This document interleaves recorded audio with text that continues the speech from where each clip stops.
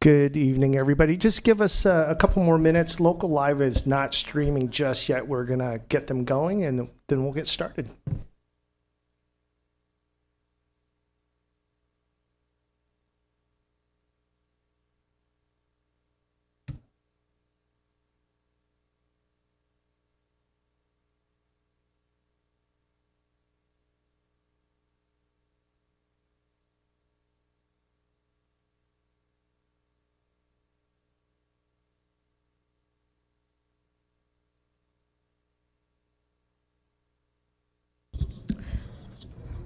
Mic test, 1, 2, mic test, and then you tell me.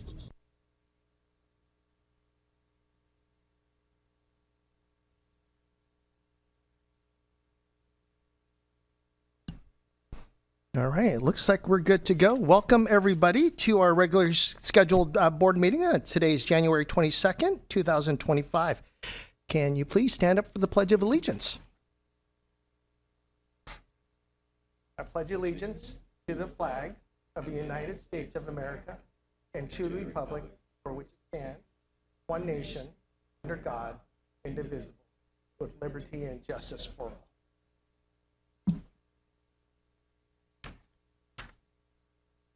all. Before we get to roll call, I have an update I need to share. I have received a written letter of resignation from Director Hagos. Per policy 1114, upon receipt of a director's written resignation, the board shall discuss the resignation at its next regularly scheduled meeting, which is this evening. The board is acknowledging and announcing the receipt of the resignation per policy 1114. The resignation is effective immediately. I want to thank Director Hagos for her service as a school board member and wish to thank her the best moving forward. If other directors would like to comment, I would ask that they do that during your director's reports. If you live in District 5 and are interested in the position, we will be publicly sharing more information soon about the process for filling the vacancy pursuant to the policy. Thank you again to Director Hagos for her service. Roll call, please. Director Alvarez? Here. Director Tidholm? Present. Director Petrini? Here. President Van? Here. Thank you. To our left is our superintendent, Dr. Duran.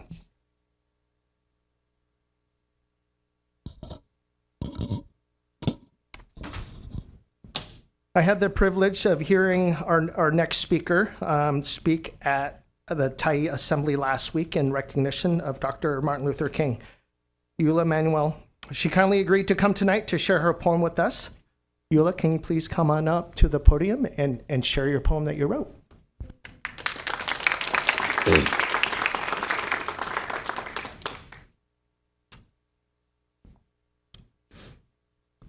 I said, in a world divided, where shadows cast long, we search for a place we can all belong. A king's dream, a vision small but so bright, calls us to stand, to fight for what's right, power. He spoke of a time when love conquered hate, where unity thrives and hearts resonate. No more prejudice bind, in the embrace of humanity we find peace. We are all the colors of a vibrant rainbow, each hue a story, each heart aglow. From different paths, we walk together. In this journey, we find our tether. Belonging is more than just a place. It's the warmth of a smile, the touch of grace. It's the hand that reaches, the heart that cares, the dream we share in this open air. So let us rise with voices so strong in this tapestry of life. We all belong. For in unity, we find power to build a world of love, hour by hour. Dr. King's legacy a guiding light. In our heart, it burns so bright. Together we stand, together we sing. In the symphony of belonging, we let freedom ring.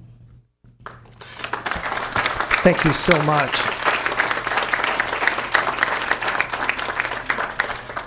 Great job. We appreciate that. Moving on up, calling for any changes or addition to our board meeting agenda this evening. Directors? Here and see none?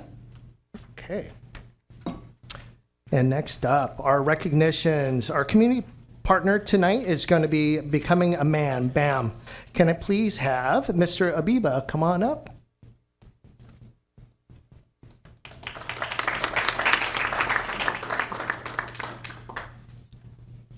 Good evening. Thank you so much for calling me up, Board President Van, Board Directors, and Superintendent Duran. My name is Indul Kachu Abiba. I'm the Community Partnerships Manager, and I have the wonderful pleasure of welcoming community partners into our school district. Before I call up Joe Wenger from our BAM and the respective band family, I would like to say community partnerships, specifically powerful partnerships, are built on the collective dedication and investment of you, our school board, our community partners, our school leaders, and collectively our students. So it's through that collective that we can work to champion our Highline promise. So with that being said, I would love to welcome Joe to come up and say a few words.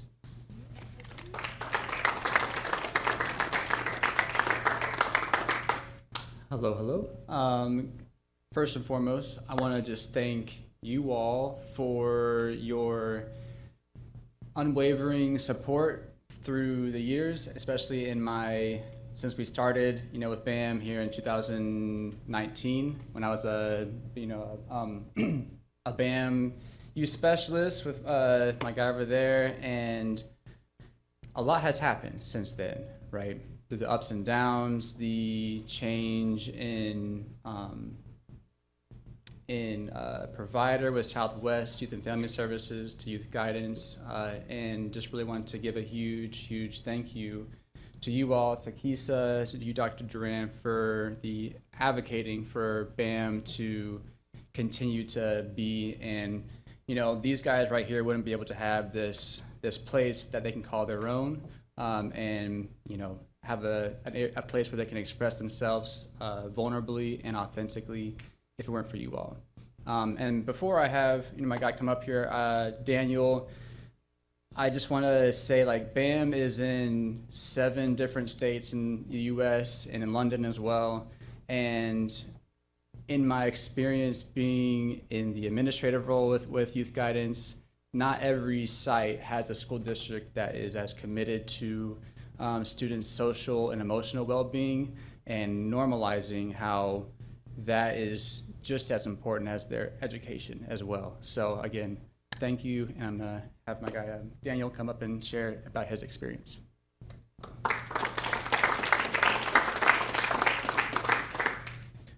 For me, BAM is more than just, a social group where we just talk about how we're doing. It's more of guidance through life and, how to navigate through problems as an adult. And, even being able to see my peers go through the same thing and go through the same growth with me is really powerful, and it's made me learn a lot, in areas where I'm closed-minded or in areas where I didn't think very deeply about stuff.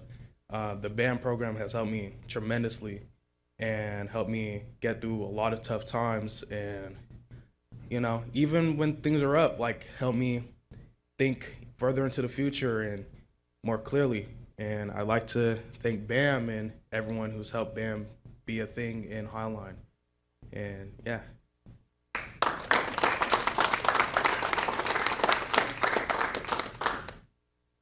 Thank you. One more thing before I pass it over. I forgot to mention, for those who don't know what BAM is, we are currently in 4 schools. It's Chinook Middle School, Tyee High School, Highline High School, and Sylvester Middle School. and are definitely hoping to expand, to all of the schools within the district, because we want to make sure we can provide this intervention, this support to all our students. Thank you.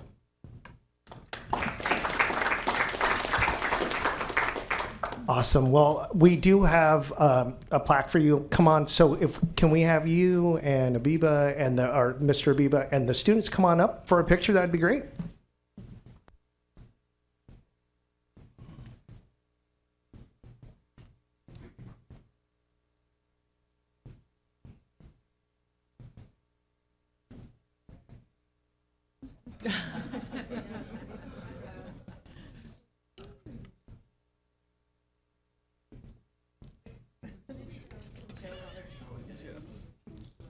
Okay.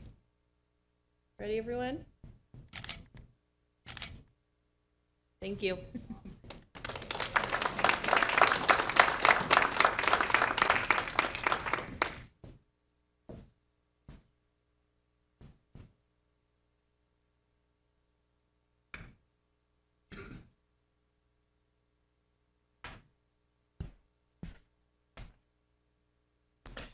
Thank you. Now we're going to do our scheduled communications. On behalf of the board, we sincerely appreciate you taking the time to join us this evening and sharing your thoughts. You'll notice that our norms and guidelines are displayed on the screens for your reference. Please remember that you are addressing the board, and there may be students present or watching who are listening carefully to what you are saying. Please note, while the board is unable to respond directly to your testimony during the meeting, we value your input. Thank you again for being here and speaking with us. First up is Alex Myrick.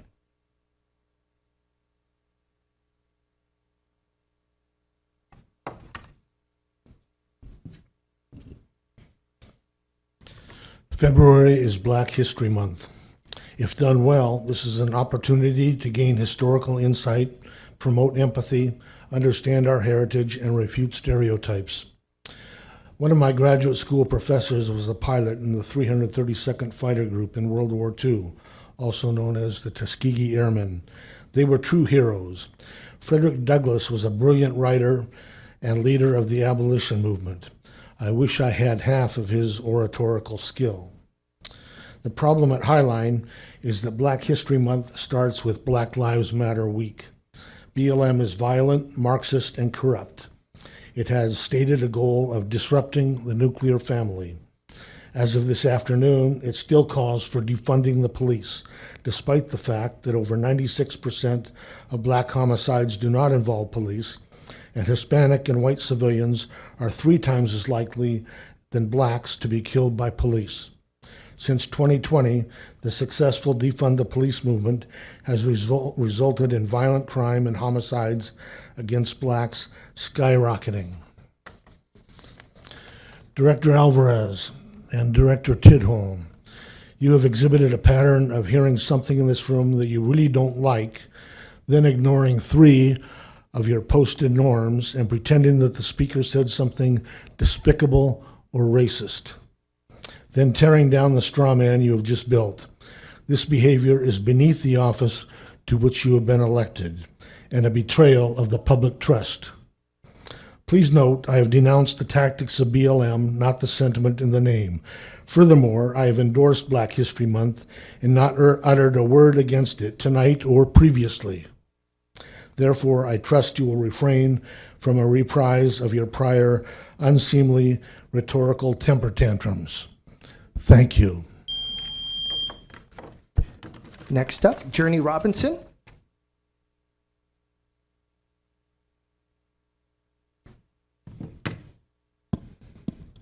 Excuse me. Hello and good evening, the members of the board. My name is Journey Robinson and I am a student at Tyee High School. I am here representing my student body and their rights to education.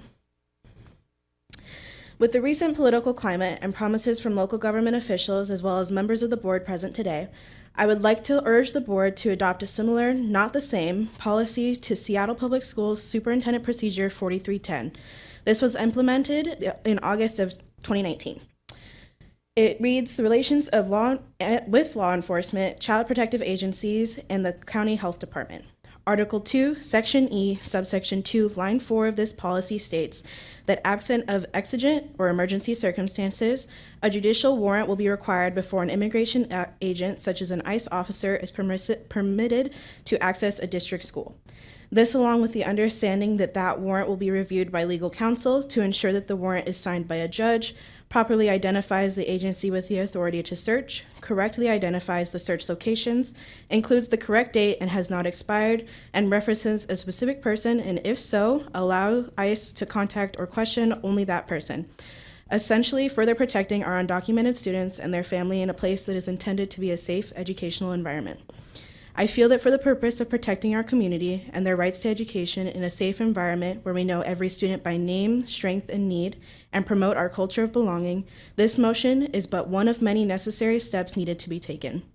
Although I am not directly affected by what I am speaking about today, I empathize with the fear, the anxiety, the pain, and the struggle to achieve and feel supported in my peers, my friends, my staff, and my community as a whole, and that is why I'm here today. Thank you.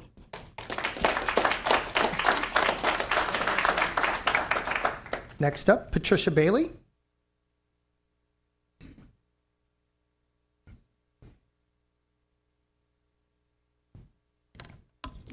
Good evening. The Highline School District currently prioritizes using an equity lens to make decisions and form policies. Board Policy 10, Equity, Race, and Identity, was adopted in 2010. Yet, as of spring 2024, only 33% of students met grade level standards for literacy, and only 22% are on track in math, a major gateway to numerous technical jobs. The emphasis on equity has been a failure for students of color, shifting the focus away from academics to the detriment of achievement and the essential task of preparing students for the future they choose. On Monday, January 20th, 2025, the President signed an executive order titled Ending Radical and Wasteful Government DEI Programs. DEI programs, under various names, have been an immense waste of student learning time, money, and a source of division. The board needs to look honestly at the ill effects of Policy 10 and change course. Another executive order protects the well-being of girls. Quote, "It is the policy of the United States to recognize two sexes, male and female. Sexes are not changeable and are grounded in fundamental and incontrovertible reality. Efforts to eradicate the biological reality of sex fundamentally attack women by depriving them of their dignity, safety, and well-being. My administration will defend women's rights and protect freedom of conscience by using clear and accurate language and policies that recognize women are biologically female and men are biologically male," unquote. It is essential that Highline School Board act quickly in accordance with the common sense direction of these mandates, which are also in the best interest of students. Thank you.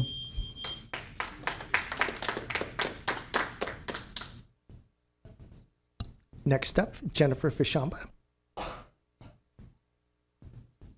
Good evening, Dr. Duran and board members. My name is Jennifer Fichamba. I stand here today as an unafraid educator. I'm an educator in the Lake Washington School District, a mom, and a resident of Burien. Both my son and I are alum of the Highline School District. We are also part of a mixed status community. My son is half Ecuadorian, and we have family and friends here and across the U.S. that are undocumented. I'm here today because, as you know, the new administration is beginning its deportation and raids of our immigrant communities. In fact, yesterday, DHS, Department of Homeland Security, issued a statement that schools are no longer sensitive locations, along with churches, hospitals, courtrooms. I know the district currently has a policy, 4300, limiting immigration enforcement in schools. I appreciate the young person that was here that spoke about the need to reinforce these policies.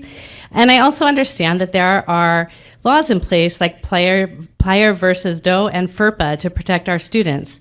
But I want to ensure that the current policy in the Highline School Districts and districts around are strengthened and our school staff is prepared for what inevitably is going to happen. We will be the front line protecting our students and families. This includes all areas from bus drivers to our classrooms, to our kitchen staff, to our custodians. Please, please ensure that our young people and our families are protected in the Highline School District.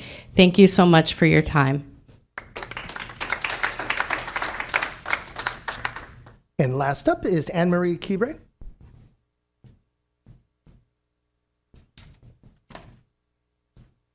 Good evening, Board.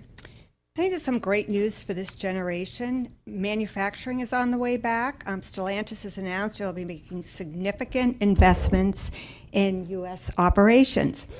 This will return 1,500 jobs from Canada back to the USA. Investment is planned for both Indiana and Ohio plants, further expanding job opportunities. There are also new technologies on the horizon that our students should not miss out on due to lack of industry and or low motivation. Our students should be prepared for a bright future and focused knowledge as a foundation. Strong programs in apprenticeship, the trades, and academic excellence will instill confidence and better prepare Highline students for a successful social and financial future. Thank you. And that concludes it for our scheduled communications. Thanks, everybody, for coming out and speaking with us this evening. Superintendent's update, Dr. Duran. Yes, thank you, President Van. I want to start by thanking Director Hagos for her service as a Highline School Board member and her work in support of our students. I wish her the best in her future endeavors. Last week, I was honored to be invited to speak at the Martin Luther King Jr. Assembly at Tyee High School. During my comments, I reiterated my commitment that Highline Public Schools is here to ensure that every student, regardless of their race, background, identity, or where the family comes from, has the opportunity to learn and grow in a safe and supportive environment. Dr. Martin Luther King Jr. once said, "Injustice anywhere is a threat to justice everywhere." These words remind us of our shared responsibility to stand up for each other and to create a community where everyone belongs. I want to thank Eula, who just walked out of the room tonight, for her words today. It was really great to see her. I saw her outside and said she did such a great job. We had her back. And Journey Robinson was part of the student leadership team that put that assembly together. It was one of the best student-led assemblies I've been to in a long time. So thank you for all your work, Journey. So we are implementing new practice where Jackie Bryan, Highline's Chief Financial Officer, is going to be providing brief budget updates once a month at regular board meetings. Are going to be done during the superintendent comments. We're going to start our first one tonight. So I'm going to welcome Jackie up to the podium to share a brief presentation. Welcome, Jackie. Thank you. Good evening, everyone. As Jackie's getting prepared, you had the opportunity to go down to Olympia today to speak in favor of the three big bills that we have out there. We're interested in funding for special education, material supplies, operation, and other costs, and transportation. It was really great to be there, and I think also it's great to be there representing Highline, knowing that we're in a financially stable position in comparison to other districts, but we're really looking forward to see what our legislators do to further support us. Jackie, go ahead. Okay, thank you. So as mentioned before, this is the first of the monthly updates. You'll see the same format in every update that we do, so it should start looking familiar. We'll be covering two different topics. The first one will be the 24-25 year-to-date information, so the current year that we're in, how we're doing, what we're projecting through the end of the year. And then the second half will really be around budget development. So what have the key milestones that we've hit in the past month, what's coming up, and what kind of community feedback, student feedback that we're taking into account as we build our budget for next year. So we'll always start out with where we are with our enrollment, because as you know, enrollment drives a lot of our funding and is one of the key things that we are looking at on a monthly basis. We are funded on our annual average FTE. So that is something that the state is looking at every month and adjusts our apportionment, which is our funding through the state, on a monthly basis, depending on our enrollment. Something that's really important about January is that is the month that the state kind of trues up our funding sources. So from September to December, we're receiving our budgeted amount. So if it's lower, if we have lower enrollment than projected, then we'd be receiving a higher amount than we would expect. And on the opposite end, if our enrollment's higher, then we adjust in January and start receiving those additional funds for the additional students. above projection. So the great news this year that I'm excited to share is we are over projection. We look very strong with our enrollment. We're currently 550 FTE, so 550 full-time equivalent students above projected, budgeted. So that you can see I've broken it out by the different age range. So elementary is where we're seeing a lot of growth. So we're 314 over FTE projection in elementary schools. As I think you've all received the enrollment projections for next year in the report from the demographer, one thing he called out is 2 different reasons he thinks that we're seeing our enrollment actually stabilize. The first is that we have had some new apartment complexes and housing complexes open in the south end of our district. The second, and I think the one that's even more important than that, is we have not seen families move out of the region. So that trend we've seen of families leaving either for more affordable housing or for job opportunities, it looks like it's stabilizing, and it's not happening as much now. So our enrollment this year is actually really, really close to what our enrollment was last year.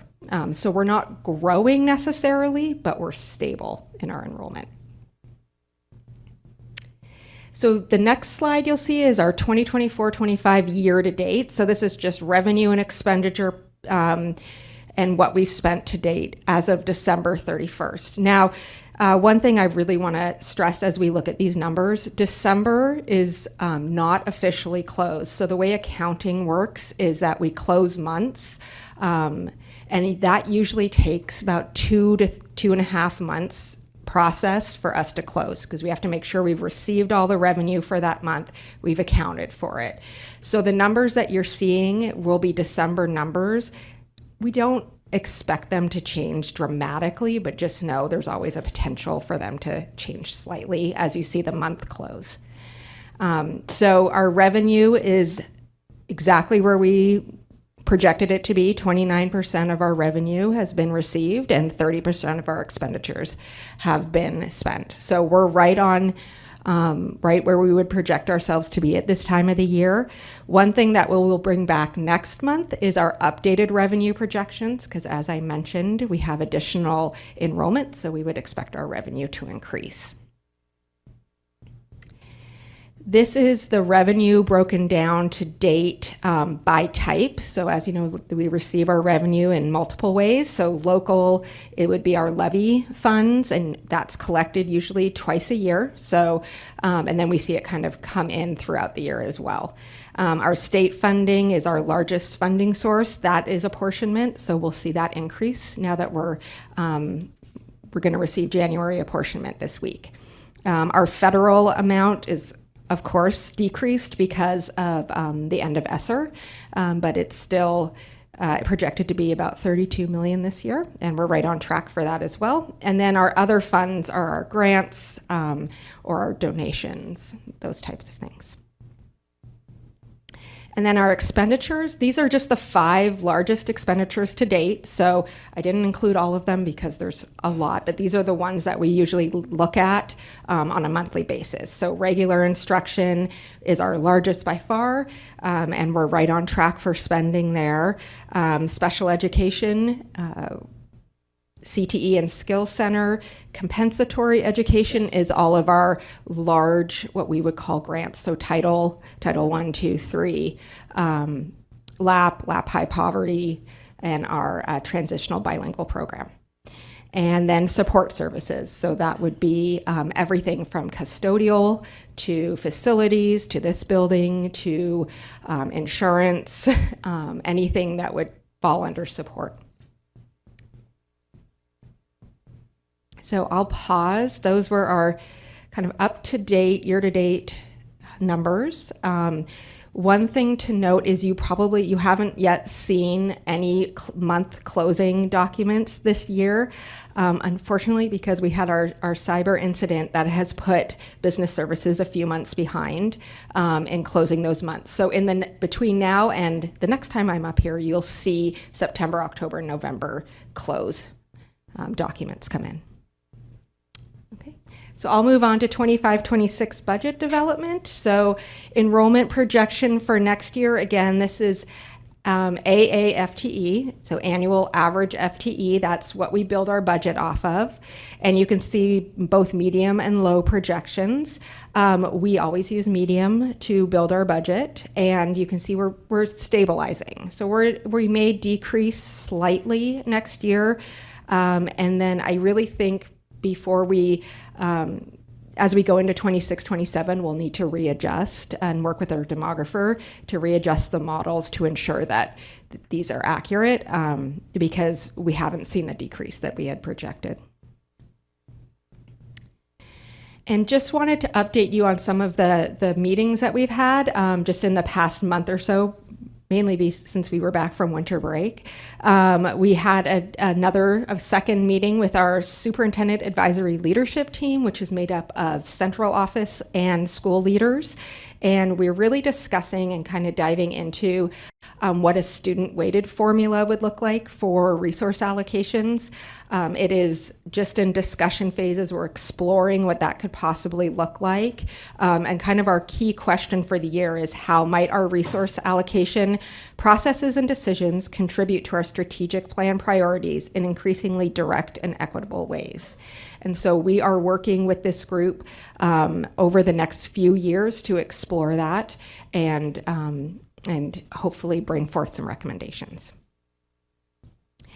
Our Family Action Committee has also met, and they have broken into subcommittees, and we are very fortunate to have a budget subcommittee this year. We will start meeting with that group, and we will bring back any recommendations and information to you in these updates. And finally, our last communication that started this month is our thought exchange survey. So it's the first of 3 that will happen this year. The first one is very broad question, and we're going to get more specific as we collect the information. So we'll have one in January, one in March, and one in June this year, all around how we can best support our students with our resources. And what's next? So we have a very, very busy month. January through April is budget development season, and it is a whirlwind. So we have a lot going on just in the next few weeks. We have our bond sale next week, and so it occurs Tuesday morning, so we'll make sure to keep you posted after that happens on Tuesday. We have resource alignment training for all of our school leaders next week, so that also happens on Tuesday. We have our resource alignment tools going out to schools. That'll happen the second week of February. Central resource alignment meetings are happening now, so those are the central office department budget meetings. We are going to dive into initial year-end projections with updated apportionment numbers. So as I said, we're receiving apportionment this week, and then we'll start really doing our projections through the end of the year. So you'll start to see those next month. September through November month-end documents, I mentioned you'll see those. We'll continue legislative analysis on any proposed bills. We've already received 4, and we've done the analysis on those, and they look really promising. So I think there's a lot of hope and encouragement there. And we will continue to go down to Olympia and testify in support of all of these bills as they come forward. And I'm happy to take any questions. Directors, do you have any questions? We have none, Jackie. Okay, thank you. Great, and thank you, Jackie. And again, just for the board and our communities, again, of something new that we're putting in place, trying to provide more transparency around our enrollment numbers, our budget numbers, as we prepare, even though we're in the middle of the year, we're preparing for next year, so that when we get to that point of actually adopting our budget in June, July, the community has the opportunity to provide more feedback along the way. So thank you, Jackie. All right, this time I would like to invite Holly Ferguson, our Chief Policy and Strategy Officer, to the podium to speak to why revised policy 3205 was removed from consideration on the agenda, and then we're going to do a little ad lib after that. So, thank you very much. Love the ad lib. So at our last meeting, I introduced a revised version of policy 3205, sexual harassment of students. The revisions were based on a new model policy from WASDA that incorporated the new Title IX guidelines. During the meeting, I was asked, and it was a great question, whether the incoming administration could change the new guidance and if we should delay the revisions. I responded that based on advice I had received from WASDA, which indicated that any new administration would take at least a year to go through the regulatory process, that we should move forward with the revised policy. Less than 24 hours after that meeting, a circuit court judge in Kentucky ruled that the Title IX guidelines were overbroad because they provided protection from harassment and discrimination based on gender identity and sexual orientation. This ruling, which vacated the guidelines nationwide, represents extreme judicial overreach. Following the decision, we sought guidance from WASDA again, who advised us to put the revisions on hold. As a result, that item has been removed from consideration. While the proposed revisions would have extended federal sexual harassment and discrimination protections to students and employees based on gender identity and sexual orientation, I want to be clear that maintaining the current versions of Policy 3205 for students and 5011 for staff do not reduce the protections that Highline Public Schools and the state of Washington extend to our LGBTQIA+ community, especially our transgender and non-binary students, staff, and community members who continue to face attacks not only from the nation's capital, but within our own community. Despite the hateful rhetoric that is coming from all directions, Highline remains committed to upholding our policies and the laws of Washington state. The Washington law against discrimination protects each of us, students, staff, family, and community, from discrimination based on sex or sexual orientation, including protections for transgender and non-binary individuals. While some seek to depersonalize and to target, we remain committed to serving, supporting, and protecting all members of our community. Our student and staff-based policies focused on discrimination and sexual harassment remain in effect, and regardless of what happens at the federal level, we will continue to uphold our policies and the laws of the state of Washington. Thank you. Thank you, Holly. Jeb Binns was not able to be here tonight, President of Highline Education Association. Vice President Shauna Moore is here. Good to see you, Shauna. But I want to just make a note that Jeb and I did send out a joint message from the school district to our entire staff to really, again, just reemphasize that we hold steadfast to our promise to know every student by name, strength, and need. They graduate prepared for the future they choose, that we will continue to protect the rights and safety of our students and staff. We also spoke to guidelines for staff if immigration enforcement comes to school. And since we know that that has definitely been something that's been in the media, we want to talk a little bit about that. Appreciate some of the people who came in tonight to speak to that. So Holly, do you want to speak a little bit some of the things, other things that we're doing, training, Kisa also, if you want to jump up and add some piece, it'd be great. Thank you. Absolutely. So one of the things that we are doing and have been doing since the administration changed hands was tracking the executive orders that are coming down, evaluating whether they have an impact on schools, whether they have an impact in Washington state. We also have a group of folks that have been meeting for quite a while to make sure that we are on top of everything that may be changing. That group, we did a training last week, twice for principals and office managers, talking about what we're doing to be prepared and talking about a couple things specifically. I want to name that we have policy 4300, which is limiting immigration enforcement in schools. I think Journey left, but we have the policy that she is talking about around limiting immigration enforcement.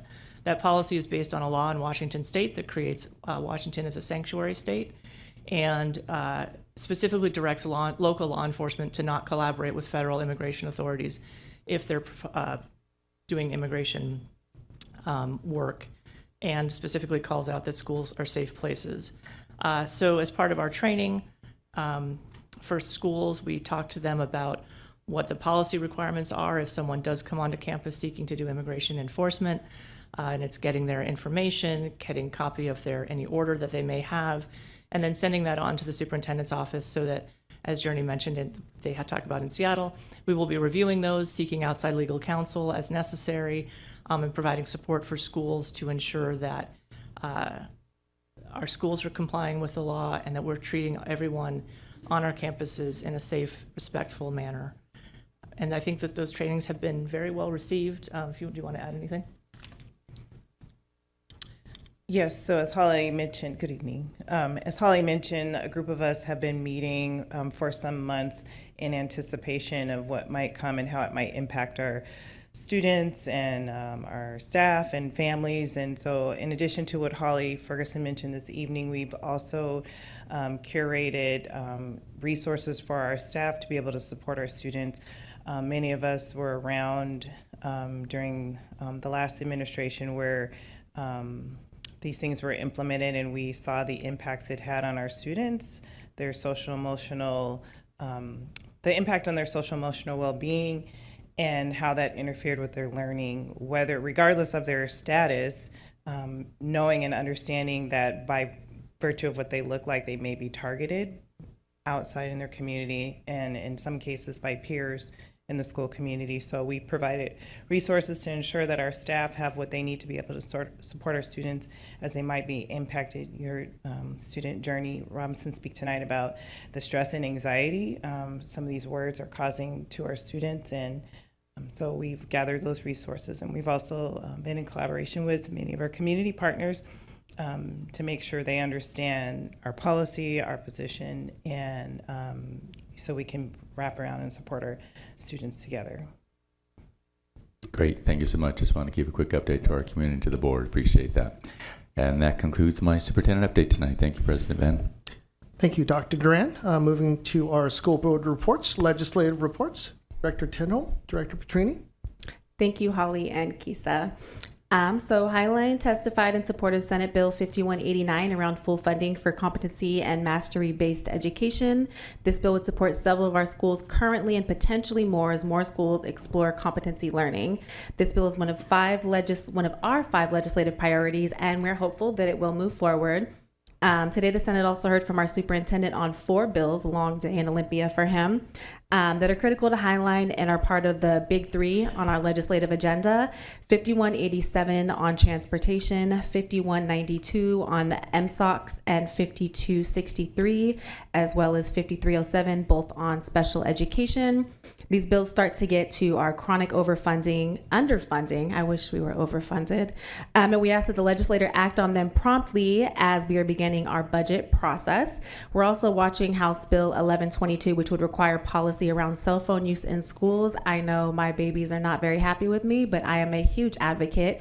I survived not having a cell phone in school. And we want to encourage that any policy requirements allow those individual needs to be taken into consideration.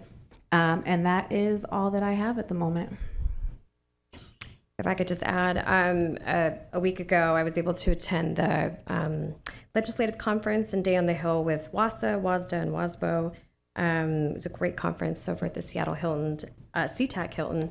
And they had, different breakout sessions of different ways to advocate, different ways to strategize, and how to work with our state senators and legislators and advocate for these items and why and how we can go about in advocating for those. One of the key takeaways that I enjoyed really so much was the keynote speaker, Tammy Pfeiffer. She's a state senator out of Utah, where I'm from, and that was something I didn't know. And she talked about the Dignity Index. She's the author of the Dignity Index, and we had a great time going through different things that people say and where would that line up, kind of on this scale of 1 to 8, and how we would kind of rate different things that are said and how that would bring down dignity in people or lift up dignity. And so just in reading these, I just thought this was a great, example or exercise that perhaps we as a board could engage in. I think it would be great for us to continue to see, where are we on this? How can we continue to collaborate so that we can bring dignity to every aspect of our school district and in our conversations and actions. And so just really appreciated that. Thank you both for that update. Next up is going to be our director's reports, and I'm going to start with Director Alvarez first. Thank you, President Van. Start with, there's a couple things there's the financial aid opportunities. So financial aid helps students explore their post-secondary pathways. The Western College Grant provides generous financial aid for students whose families earned up to $131,000. Completing a FAFSA or WASFA automatically qualifies those eligible for the Washington College Grant. And help for students is available at upcoming financial aid sessions in January and February. And we encourage students to reach out to their school's college and career specialists or counselors for session dates or assistance. I also wanted to throw in a plug for PSSC, the Class Act. It's opening back up. It's a restaurant at Puget Sound Skills Center. We'll begin taking reservations by the end of the week for the first week of February. This is a restaurant run by PSSC students in the Culinary Arts and Science program. I'm a proud parent. My youngest actually attended the Culinary Arts program there. She was banned at our house because all she wanted to do, she didn't want to cook. All she wanted to do was cook desserts. It was like, no, you got to cook dinner and then you could cook desserts, but no. So she was banned from cooking at the house because she only wanted to cook desserts, and no, that wasn't. But it was an amazing opportunity for us. We actually went to, I would have meetings there. I would invite some of my colleagues and we would go have meetings there. And I really appreciate it because we would support but also have lunch. So it's a great opportunity to support our PSSC Culinary Arts program there. So I encourage you to visit the PSSC website to check out the menu and make your reservations. It's a great program. And I also wanted to just reiterate the joint message that went out, a call to stand together. As Dr. Martin Luther King just reminded us, injustice anywhere is a threat to justice everywhere. So let us stand united in our commitment to creating schools where every student and staff member is welcomed, valued, and safe. Together as a community, we will continue to build a culture of justice, empathy, and belonging. During these hard times right now, we heard students, we heard community members come. Unless you've experienced it, many of us have gone through it. Many of us live by the border. Many of us grew up experiencing what fear does to us in school. It prevents us from learning. It prevents us from really creating that community that we all learn, just want. People come up here and we don't all have the same experiences.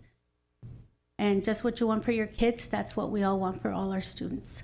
So I encourage you to, it's just a reminder, just what Dr. Martin Luther King told us, injustice anywhere is a threat to justice everywhere. So with that concludes my reports. Thank you, President Van. Thank you, Director Alvarez. Next up is Director Petrini. Getting around.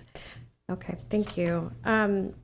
I first would like to acknowledge the absence of Director Hagos. I want to acknowledge the tremendous work and ethics, dignity, and tenacity I witnessed in Director Azeb Hagos. She truly was a woman who had put her heart and strength and courage and vivacious mindset into everything that she did to better the educational system for our students. And she did that through her input, her advocacy, through well thought out policies, sound practices and governance, academic experiences, mental health and wellness focused, championing and lifting up others wherever she is, and in supporting and tending everything possible and sharing and celebrating with others in all capacities. I have great, deep admiration and respect for Dr. Hagos, and our district, I believe, was better off because of her hard work and her soft heart. I am sad to see her resign. In that vein, it makes me reflect on a lot of the things and the reasons why I decided to run for school board, and some of the meaningful experiences I've been able to engage in this year as I continue to encourage and fight for more intense focus on foundational literacy skills, demanding more robust goals towards grade level proficiency, demanding more transparency around our actions and policies, advocating for parents to be involved and aware more, advocating for students and equal academic opportunities, and promoting our community programs and partners, and supporting our teachers who have strived and sacrificed so much for our kids to have competitive compensation and to have positive working environments that allow them to do the things that they're here to do, and that is to teach. But my experience has also been a discouraging and a frustrating one.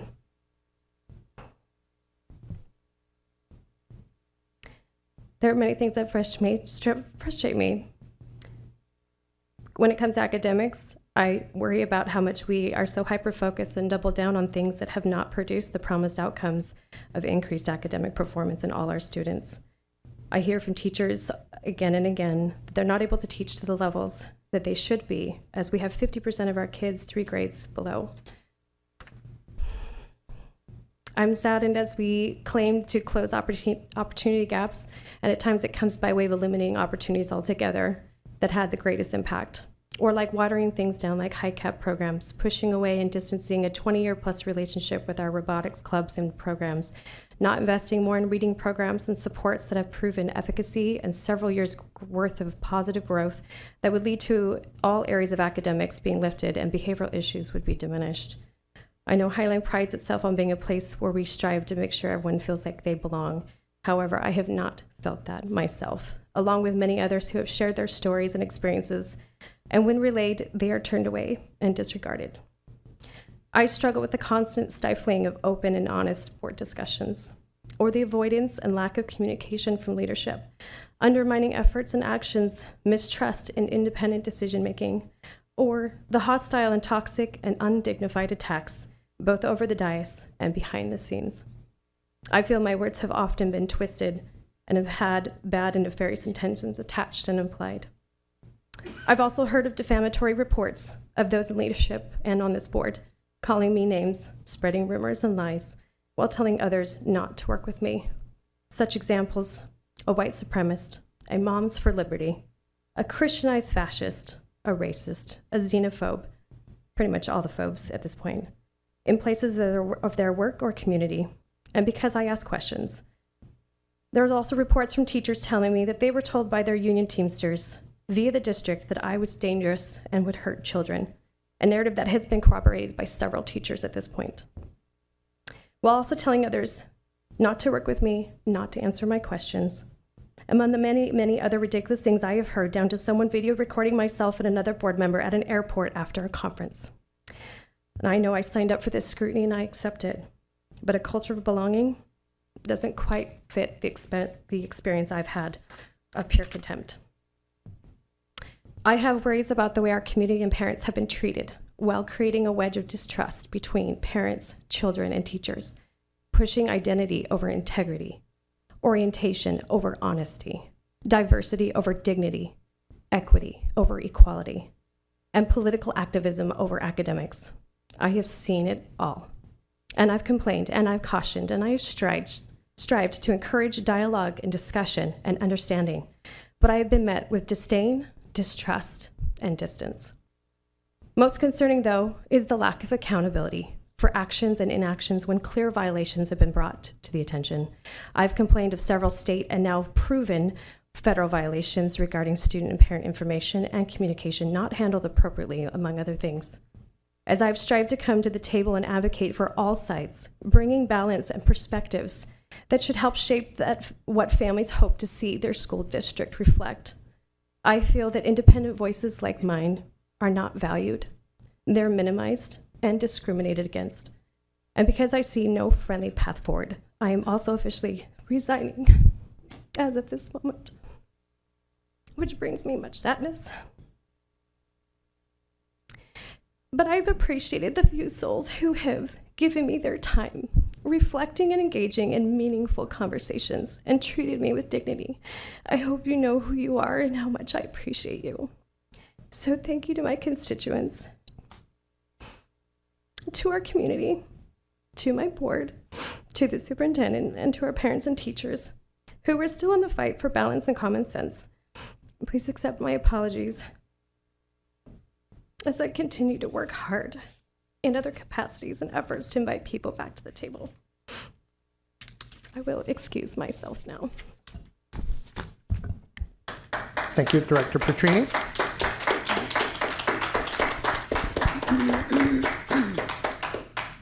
Next up, can I please, I'm going to request a recess for about 5 minutes. Okay, thank you.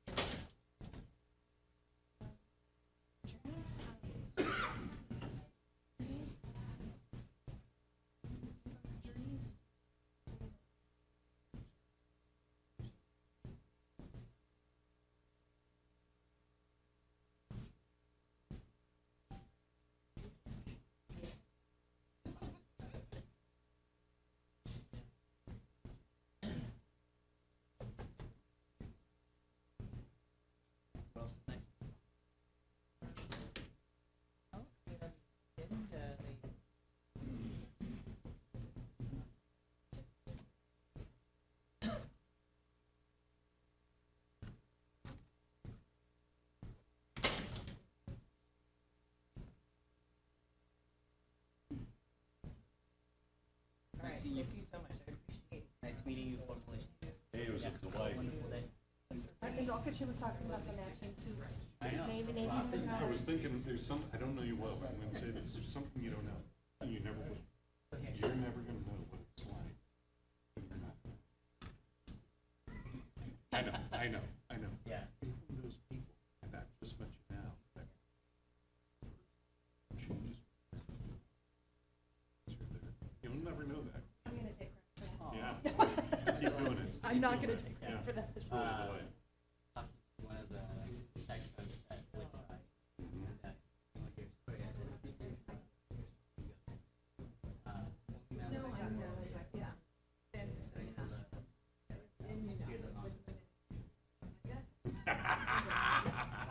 You know what happened?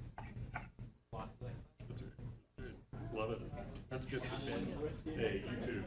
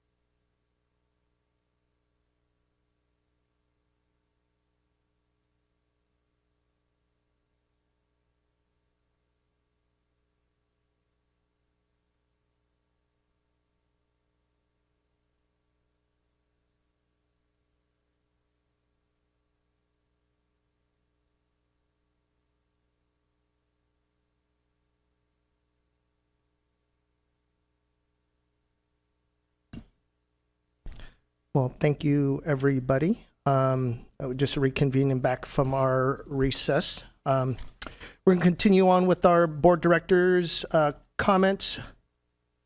Director Tidholm, you're up. The community is invited to Noche de Mariachi tomorrow, Thursday, January 23rd at 6 p.m. My baby will be performing also. Super excited. It's at the Highline Performing Arts Center. This event showcases talented student mariachi groups from Cascade Middle School, Evergreen High School, and Highline High Schools. There's also going to be vendors available. My baby's very excited. There will be tamales, although he said they're not going to be as good as Angelica's. And that's going to start at 6 p.m. And then the music will start at 6:30. Hope to see y'all there. Also attended the Governor's Ball last week. Great event, being legislative liaison. You know, it's important to network with our elected officials and maintain those relationships. So it was a good opportunity to mingle with the crowd in Olympia and discuss some of our priorities for this year. And that is all that I have. Thank you so much, Director Tidholm.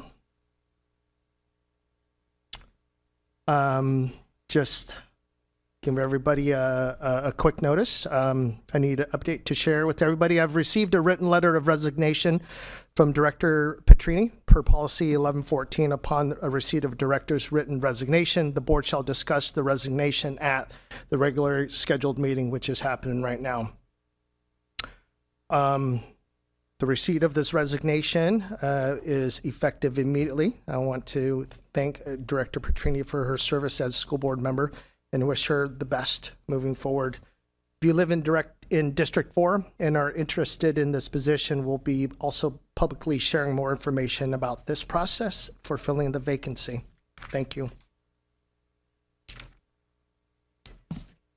I'll move to my director's report.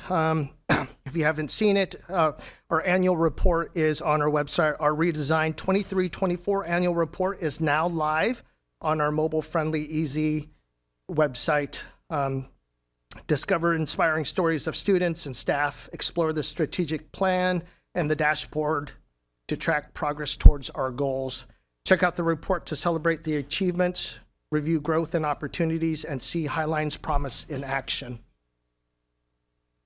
As you guys all know, this is one of the best times for me, one of the best holidays for me as we celebrate Lunar's New Year's next year, or next week. I am hoping that you'll all be able to go and celebrate at our various events at our schools and in our community. This year is the year of the snake. It is a symbol that holds significance in very many cultures. The snake is a symbol of transformation, wisdom, and renewal. One of the most important things about the snake is the ability to shed its skin. By shedding the old, it makes space for new growth and new opportunities. It is a reminder that we too have the power to shed what holds us back and embrace new beginnings. Here in Highline, we are a community built on support, growth, and learning from one and another. Just like the snake, we all look at the new year as an opportunity to leave everything behind that no longer serves us, whether it's a challenge we've been facing, a fear that holds us back, or even a habit that we want to change. For me, it's my weight. And a step forward with a fresh mindset. This is a time for us to think about what we can let go so we can grow stronger and more resilient as individuals in the community. As we celebrate this special time, let's embrace the spirit of the transformation that the year of the snake brings. Let's support each other, shed the old, and make space for growth. Together, we can make this year one of opportunity, learning, and positive change. So I just want to wish everybody chúc các anh năm mới vui vẻ. So thank you so much, and have a wonderful Lunar New Year. With that concludes my director's report. And we're going to move on to our consent agenda. Can I please have a motion to approve our consent agenda? I'll make a motion we approve our consent agenda. I'll second. All in favor? Aye. Aye. Any opposed? None? Thank you.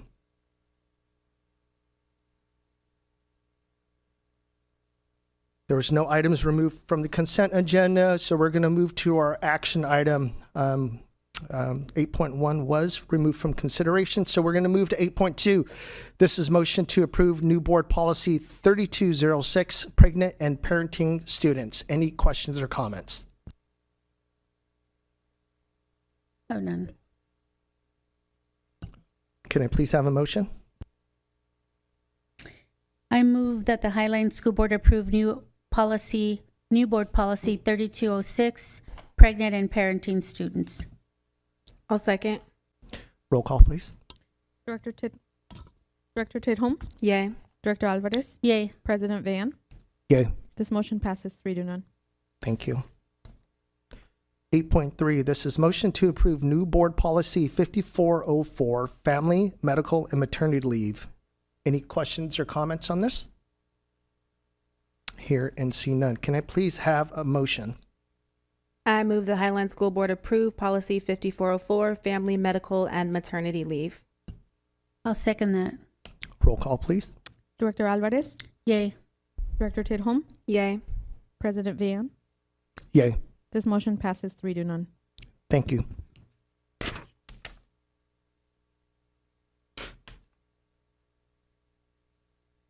And it looks like we have two introduction items. 10.1, this is motion to approve revisions to board policy 6000, financial management for equity. Any questions or comments on this one? Do we have a presentation or anything on the? No. We have no presentations. And this was from our, Yeah. here and see none. So 10.2, motion to approve Evergreen High School replacement project. Approval of contractor, Cornerstone General Contractors, change order number 2 on purchase order number CP 240080. Any questions or comments? We do have a presentation for this one. Jackie Bryant, Chief Financial Officer, will be coming up.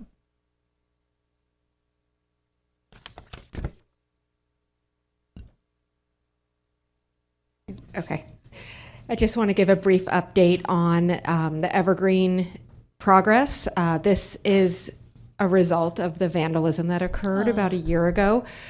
So this additional amount is to continue the remediation on those damaged classrooms. Unfortunately, as our contractors got in there and started pulling up the concrete that we talked about a few months ago, they discovered additional damage to other classrooms. So it's the same damage, it's just more of it. And so we have received the go-ahead from our insurance to continue the work. We continue to pull up that concrete and do all the remediation that we need to. So that's what this change order is for. Currently, we still are on time and on schedule to open in August. Part of this amount is speeding up the contractors, so allowing them to work extra shifts and bring in additional help to complete the job. So happy to take questions. I do have a question. So you stated that our insurance company has approved for us to move forward with that. They are accepting some liability or responsibility in regards to that? Yes, and we continue to work with them. So we have a weekly call with the insurance the adjusters. There's multiple adjusters on this claim because it's a large claim. And our insurance representatives and the capital team and myself, we are working through, as you can imagine, with such a large claim, that there's a lot of work to be done in negotiations. We do expect them to cover the majority of the remediation work. Anything that is not covered by insurance, we have contingency built into the budget. So we definitely have the capacity for the amount that's not going to be covered by insurance. Thank you very much. If there's anything else, I'll ask during our capital oversight team meeting. Great. Any other questions, directors? No, I think you answered us like, okay, what is our portion? But we already have some contingency saved up for it. Okay, yeah, that was it. Okay, thank you. Thank you very much. That concludes our intro items. Any items that you'd like to add to our consent agenda?